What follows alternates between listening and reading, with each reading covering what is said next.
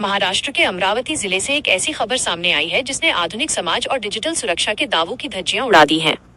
अमरावती के परतवाड़ा और अजय इलाकों में एक 19 साल के लड़के ने जो डिजिटल नग बनाया, उसकी कल्पना करना भी मुश्किल है।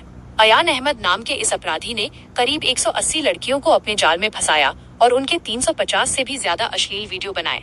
ये कहानी सिर्फ एक अपराध की नहीं है, बल्कि ये हमारे बच्चों की डिजिटल सुरक्षा और सामाजिक डर की एक भयानक दास्तां है। शिकार की शुरुआत, दिखावे का जाल। अयान अहमद की उम्र महज 19 साल है, लेकिन उसका अपराध करने का तरीका किसी मंझे हुए अपराधी जैसा था। वो कोचिंग सेंटर्स और स्कूलों के बाहर अपनी महंगी बाइक के साथ खड़ा होता था। खुद को बहुत रईस दिखाने के लिए वो महंगे कपड़े पहनता और बड़ी बड़ी बातें करता। उसका निशाना अक्सर वे लड़कियां होती थीं जो मध्यम वर्गीय परिवारों से थीं और कोचिंग के लिए घर से बाहर निकलती थीं। वो इंस्टाग्राम और स्नैपचैट जैसे सोशल मीडिया प्लेटफॉर्म्स का इस्तेमाल करके उनसे दोस्ती करता। एक बार भरोसा जीतने के बाद वो उन्हें प्यार के झूठे जाल में फंसाता। अयान जानता था कि लड़कियों की कमजोरी क्या है और वो उनकी भावनाओं से खेलकर उन्हें अपनी बातों में उलझा लेता था। तकनीक का खौफनाक इस्तेमाल। इस पूरे कांड में सबसे हैरान करने वाली बात यह है कि अयान ने तकनीक का इस्तेमाल हथियार की तरह किया। आजकल के युवा स्नैपचैट को सुरक्षित मानते हैं क्योंकि वहाँ वन टाइम व्यू का फीचर होता है, यानी एक बार फोटो या वीडियो देखने के बाद वो खुद ब खुद डिलीट हो जाता है। अयान इसी का फायदा उठाता था। वो लड़कियों को ऐसे ऐप्स पर वीडियो कॉल करने या फोटो भेजने के लिए मनाता।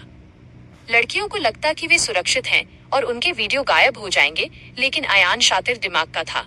वो दूसरे फोन या हिडन स्क्रीन रिकॉर्डर के जरिए उन निजी पलों को रिकॉर्ड कर लेता था। पुलिस की जांच में अयान के लैपटॉप और मोबाइल से ऐसे 350 से ज्यादा वीडियो मिले हैं जिन्हें उसने अलग अलग लड़कियों के नाम से फोल्डर्स बनाकर रखा था। कैसे हुआ खुलासा? हैरानी की बात यह है कि ये गंदा खेल महीनों से चल रहा था, लेकिन इसका खुलासा किसी पुलिस की बहादुरी या किसी पीड़ित की शिकायत से नहीं हुआ। ये राज तब खुला जब अयान का उसके दोस्त उजैर से पैसों के लेन देन को लेकर झगड़ा हो गया। बदले की भावना में आकर उजैर ने अयान के पास मौजूद कुछ वीडियो व्हाट्सएप ग्रुप्स में लीक कर दिए। जैसे ही ये वीडियो वायरल हुए, अमरावती में हड़कंप मच गया और पुलिस ने तुरंत कार्रवाई करते हुए अयान को धर दबोचा। लव जिहाद और बड़ी साजिश का एंगल। जैसे जैसे जांच आगे बढ़ी, इस मामले ने और भी गंभीर रूप ले लिया। पुलिस को पता चला कि शिकार हुई 180 लड़कियों में से ज्यादातर हिंदू नाबालिग लड़कियां थीं। इसके बाद कई संगठनों ने इसे लव जिहाद और एक सोची समझी साजिश बताया। पुलिस की 47 सदस्यीय स्पेशल टीम SIT अब इस बात की तहकीकात कर रही है कि क्या इन वीडियो को डार्क वेब पर बेचा जा रहा था या फिर इसके पीछे कोई बड़ा धर्मांतरण का गिरोह काम कर रहा था। पुलिस इस बात की भी जांच कर रही है कि क्या अयान को इसके लिए कहीं से फंडिंग मिल रही थी। सामाजिक बदनामी और चुप्पी का फायदा। ये मामला हमारे समाज की एक कड़वी सच्चाई भी पेश करता है। 180 लड़कियां शिकार हुईं, लेकिन महीनों तक किसी ने मुंह नहीं खोला। इसकी सबसे बड़ी वजह थी बदनामी का डर।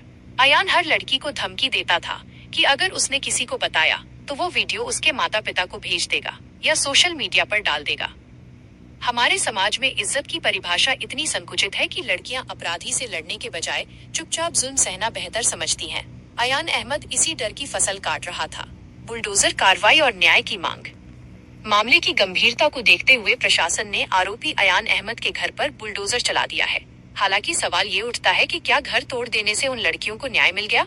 इंटरनेट की दुनिया में एक बार जो चीज चली जाती है, वो हमेशा के लिए वहां रह जाती है। उन लड़कियों के मन में जो खौफ बैठ गया है, वो शायद कभी खत्म न हो। एक सबक, माता पिता और बच्चों के लिए।